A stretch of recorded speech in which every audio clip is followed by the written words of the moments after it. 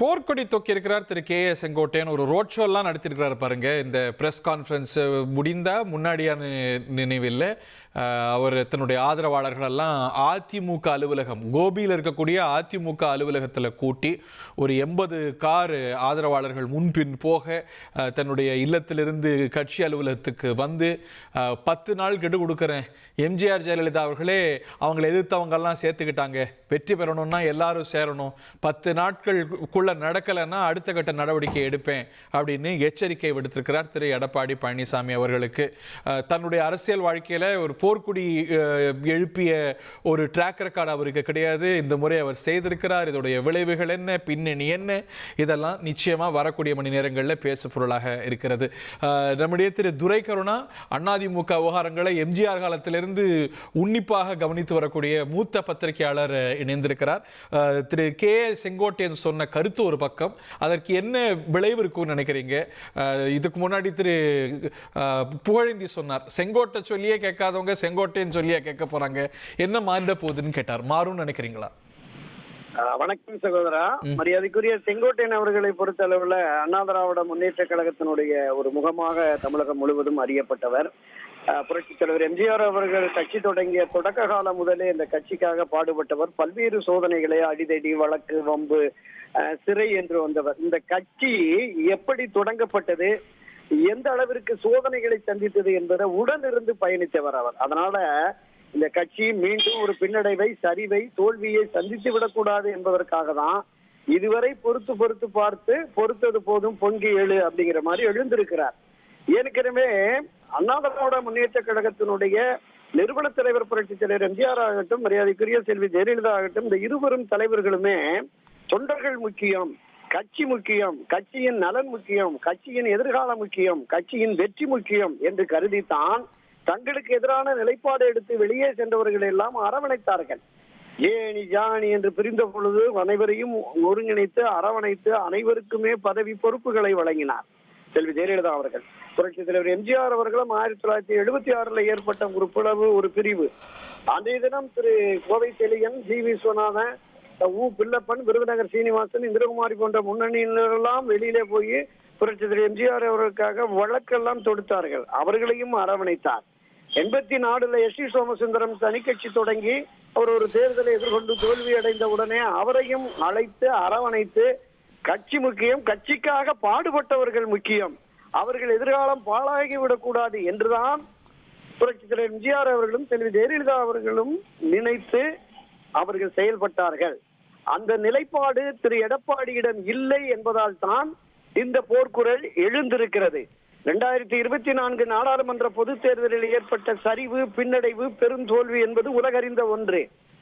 அந்த நிலை 2026 சட்டப்பேரவை தேர்தலில் வந்தால் அதைவிட மோசமான தோல்வியை சந்திப்போம் என்றால், மீண்டும் திமுக ஆட்சிக்கு வந்துவிட்டால் கட்சியையே நடத்த முடியாது என்கிற சூழல் வந்துவிடும் என்பதற்காகத்தான் அந்த மூத்த முன்னோடிகள் 6 பேர், திரு செங்கோட்டையனே தெரிவித்தாரே, திரு செங்கோட்டையன், திரு நத்த விஸ்வநாதன், திரு அன்பழகன், திரு தங்கமணி, திரு வேலுமணி, திரு சி வி சண்முகம், இந்த 6 பேருமே சென்று சந்தித்து வலியுறுத்தி இருக்கிறார்கள். 2.5 மணி நேரம் பேசி இருக்கிறார்கள். அதுதான் இன்னைக்கு கருத்து. அப்படின்னா இந்த 6 பேரும் கூட செங்கோட்டையனோட சேர்ந்து இருக்கலாமே, அவங்க சைலண்ட் மோட்ல தானே இருக்கிறாங்க. அன்றைக்கே இந்த 6 பேரும் வெளியிலே வந்து திரு எடப்பாடி பழனிசாமியினுடைய முகத்தை தோல் உரித்திருந்தால் இன்றைக்கு அதிமுக வேறு திசையில் பயணித்திருக்கும். ஆனாலும் கூட கட்சியில் மேலும் மேலும் பிரிவுகள் வந்துவிடக் கூடாது, நாம் இவரை சமாதானப்படுத்தி எந்த வகையிலாவது ஒன்றிணைத்து விடுவோம் என்று கருதிதான் பயணித்தார். திரு செங்கோட்டையனுடைய அணுகுமுறை உங்களுக்கு தெரியும். அவருடைய அந்த பண்பு நிலன், பழக்க வழக்கங்கள் தெரியும். பொறுமை காத்து கட்சி இந்த 2026 தோல்வி அடைஞ்சிருச்சுன்னா அதிமுக தொண்டர்கள் அனைவரும் சோர்வடைஞ்சிருவாங்க, திசை மாறி சென்று விடுவார்கள். இது இன்னும் குழப்பத்தை அதிகரிக்காதா? இப்ப இன்னைக்கு இது ஸ்மூத்தா போயிட்டு இருக்கும் போது அவர் ஒரு பக்கம் பிரச்சார பயணம் போயிட்டு இருக்கிறாரு, கூட்டணி அமைஞ்சிருக்கு அப்படிங்கும் போது இது பழைய பிரச்சனையை, உற்றுக்கட்சி பிரச்சனையை மீண்டும் கிண்டி கிளறி அது அதிமுகவை மேலும் பலவீனப்படுத்தாதா திரு செங்கோட்டையனுடைய குரல்? ஹரிஹரன், பலவீனப்பட்ட அதிமுகவை, பலமான அதிமுகவை உருவாக்க வேண்டும் என்பதுதான் திரு செங்கோட்டையன், திரு ஓபிஎஸ், திரு சசிகலா ஆகியோருடைய எண்ணமாக, கருத்தாக இருக்கிறது. இப்போது எடப்பாடி பழனிசாமி தலைமையில் இருக்கிற அதிமுக மிகவும் பலவீனமான நிலையில் இருக்கிறது. திராவிட முன்னேற்ற கழகம் தேர்தல் களத்தில் இறங்கிருச்சு. வெற்றியை நோக்கி அவர்கள் ஓடத் தொடங்கி விட்டார்கள். நீங்க அதிமுகவை வலிமை குன்றிய அதிமுக வச்சுட்டு நீங்க வலுவான கூட்டணியை உருவாக்குறேன்னு என்டிஏ அணியில இருக்கிறவங்களையும் பேசல, அதுவும் பண்ணல. இந்த தேர்தலில் வலிமையான அதிமுக, ஒன்றுபட்ட அதிமுக, அதனோடு வலுவான கூட்டணி வந்தால்தான் திமுகவை வீழ்த்தி ஆட்சி அதிகாரத்திற்கு வர முடியும் என்பது கட்சியினுடைய மூத்த முன்னோடிகளிலிருந்து கடைசி தொண்டன் வரைக்கும் இருக்கு. இது திரு எடப்பாடி பழனிசாமிக்குமே இருக்குன்னு தான் நான் நம்புறேன். எப்படி திருமதி சசிகலாவினுடைய ஆதரவால் அவரால் முதலமைச்சராக அடையாளப்படுத்தப்பட்ட அந்த நிலையை மாற்றி கட்சியினர் ஆதரவோடு, பொதுமக்கள் ஆதரவோடு நாம் வெற்றி பெற்று முதலமைச்சராக வர வேண்டும் என்று திரு எடப்பாடி பழனிசாமி உண்மையிலேயே கருதுவாரே என்றால் அவர் கட்சியை ஒருங்கிணைக்க வேண்டாம். ஒவ்வொரு வாக்கும் வித்தியாசம், ஒவ்வொரு வாக்கும் முக்கியம். வெறும் 17 ஓட்டுகள்ல 2001 கோவையில அதிமுக வேட்பாளர் வெற்றி வாய்ப்பை இழந்தார். 146 ஓட்டுல 2021 டி நகர் சத்யா வெற்றி வாய்ப்பை இழந்தார்.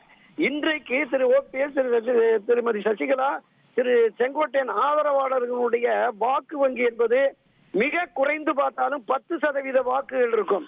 இதுவரைக்கும் டெல்டா மாவட்டம், தென் மாவட்டங்களை பேசணும். இன்றைக்கு கொங்கு மண்டலத்தையும் பேச வேண்டிய நிலை இருக்கிறது. கொங்கு மண்டலத்திலே திரு அதிமுகவை வளர்த்தெடுத்ததில் முக்கிய பங்கு திரு செங்கோட்டையனுக்கு இருக்கிறது.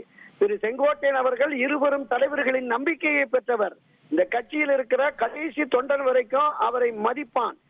அவர்கள் இதுவரைக்கும் அந்த 6 பேர் சொல்லி வலியுறுத்தினதுக்கு பிறகு இவ்வளவு 8-9 மாதம் பொறுமை காத்தார்கள் என்றால் எப்படியாவது திரு எடப்பாடி பழனிசாமி இந்த ஒருங்கிணைப்புக்கு ஒப்புக்கொள்வார் என்று நம்பினார்கள். அந்த நம்பிக்கை பொய்த்து போததால் பொறுத்தது போதும் பொங்கி எழு என்று திரு செங்கோட்டையன் எழுந்திருக்கிறார். அவர் மேல 2 விதமான விமர்சனத்தை வைக்கிறாங்க. ஒரு தரப்பு அவரை பிஜேபி இயக்குதுன்னு, இன்னொரு தரப்பு திமுக இயக்குது அப்படிங்கிற 2 விமர்சனத்தையும் எதிர்வனியா நம்ம பாக்குறோம். நடுவுல சசிகலா இயக்குறாங்கன்னு விமர்சனம் வைக்கிறாங்க. திமுக இயக்குவதாக சொல்வது என்பது அபத்தமானது, அருவருக்கத்தக்கது.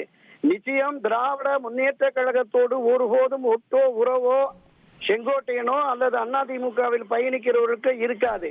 பாஜக இயக்குகிறது என்றால் பாஜக ஏற்கனவே 2017 ஏற்பட்ட பிரச்சனையின் போது அந்த முதல் தர்ம யுத்தத்தை முடிவுக்கு கொண்டு வந்து இந்த ஆட்சி அதிகாரம் இன்றைக்கு 4.5 வருஷம் எடப்பாடி முதலமைச்சரா இருந்தாரு அப்படின்னா அது பாஜக தயவுனாலதான் இந்த ஒருங்கிணைப்பு சாத்தியப்பட்டது. எனவே அவர்களுடைய என்ன ஓட்டம் என்பதும் நான் சொல்லுகிறேன் அறிகிறேன். திராவிட முன்னேற்ற கழகத்தை ஆட்சி அதிகாரத்தில் இருந்து அகற்ற வேண்டும் என்று பாஜக விரும்பினால், திரு செங்கோட்டையனும் விரும்பினால், பிரிந்து கிடக்கிற சக்திகள் ஒன்றிணைய வேண்டும் என்பது மத்திய பாஜகவுக்கு இருக்கு, மாநில பாஜகவிற்கு. அதனால் தான் திரு நயினார் நாகேந்திரன் திரு செங்கோட்டையனுடைய கருத்தை வரவேற்றிருக்கிறார். கட்சி பலப்பட வேண்டும் என்பதுதான நோக்கம். யார் இயக்குகிறார் இல்ல, நோக்கம் என்ன? பிரதான நோக்கம் என்பது அதிமுக மீண்டும் வலிமை மிக்க அதிமுக வர வேண்டும். 7 முறை ஆட்சி கட்சியாக இருந்த கட்சி அது. கிட்டத்தட்ட 31 ஆண்டுகள் தமிழ்நாட்டை ஆண்ட ஒரு மிகப்பெரிய அரசியல் இயக்கம். ஒரு தனி மனிதரால், எடப்பாடி பழனிசாமி என்ற தனி மனிதரால், அவருடைய சுயநலத்தால் பாழாகிவிடக் கூடாது என்கிற எண்ணமும் நோக்கமும் தான் இருக்கிறது. எனவே 10 நாட்களுக்கு பிறகு பார்க்கலாம். அவர் இதற்கும் ஒப்புக்கொள்ளவில்லை என்றால் எடப்பாடி இல்லாத அதிமுகவை நிச்சயமாக திரு செங்கோட்டையன், ஓபிஎஸ், சசிகலா, இப்போது திரு செங்கோட்டையனுடைய ஆதரவு நிலைப்பாட்டில் இருக்கிற அனைவரும் சேர்ந்து உருவாக்குவார்கள். அது திரு எடப்பாடிக்கு ஒரு ஆபத்தாக முடியும் என்பதுதான் என்னோட பார்வை. பிடிவாதத்தை தளர்த்தி ஒருங்கிணைந்தால் மட்டுமே அவருக்கு அரசியல் எதிர்காலம். ட்ரெண்ட ஃப்ரெண்ட் ஆக்கிக்கோங்க. தந்தி டிவியின் சப்ஸ்கிரைபர்ஸ் அண்ட் ஃபாலோவர்ஸ் குடும்பத்துல நீங்களும் இணையுங்க.